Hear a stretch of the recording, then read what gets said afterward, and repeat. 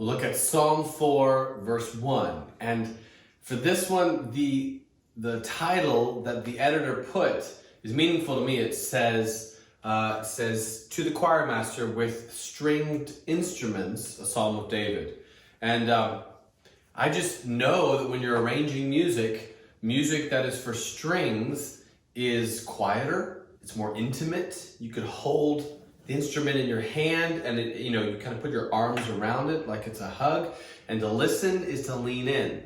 That's not the same as a song for trumpets, which is about blasting the sound out. It's about marching. It's about crowds of people. This is a tender lament. I've sat up in the middle of the night many times writing a song, kind of working out the angst of my own emotions.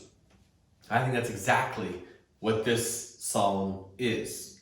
So, the first verse goes like this. Answer me when I call, O God of my righteousness. You have given me relief when I was in distress. Be gracious to me and hear my prayer. Be gracious to me and hear my prayer. Now, this is the same way so many psalms begin, which is a cry for the Lord to listen to him, a cry from an angst-filled place, a place of distress. He says, answer me when I call, O God of my righteousness. And he's naming the Lord. He's saying, you are a God. You're the God of my rights. You are the kind of God that's going to give ear to righteousness and justice. You care about the truth. You're not like that distracted parent or that unjust, official, that judge who takes bribes. You're not like the one who's like, sure, customer no service. I don't really care about your problem. I just want to get you off the phone. You're not like that. You're the God of my righteousness. So he gives him a name. He says, you're the helpful one. You're the one who cares about right for me. And that's important in my heart. It's really important for me to name the Lord accurately rather than saying, Lord, you probably don't care, but I'm going to ask you anyway. That's not a true portrayal of the Lord. God, you're probably not listening, but I'm going to try. God, no, that's not the way that God has revealed himself through Jesus. Through Jesus, God is revealed as tender and compassionate toward the brokenhearted. And because of the cross, we know God is passionate about justice, right? Sin takes the punishment so that because Jesus died in our place, we can have his righteousness. So, answer me when I call. Answer me when I call, O God of my righteousness. You have given me relief when I was in distress. Be gracious to me and hear my prayer.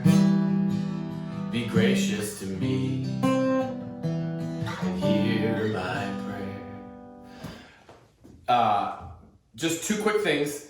This says, you have given me relief when I was in distress. This literally is talking about being backed into a corner. So when I have been backed into a corner before, you opened up the space. It's like there was no space. I was pressed, and then you opened it up. I didn't see a way. I didn't see a door. I didn't see an opening. But you gave me relief in the past when I was in distress. And this is important for me to come to the Lord. If I'm emotionally worked up, I need to name him for who he really is, a God of righteousness, who cares about my righteousness, and recall to my mind, I've been here before. What did the Lord do? How has the Lord worked? He has worked salvation for me in the past. You've given me relief when I was in distress. Be gracious to me and hear my prayer. So again, I'm coming to you. And again, will you be the kind of divine helper who cares? Not an out there kind of God who has no interest in my well-being, but a compassionate God who's turned toward me and listening. Do it one more time. Answer me when I call, O God of my righteousness. You have given me relief when I was in distress. Be gracious to me and hear my prayer. Be gracious to me.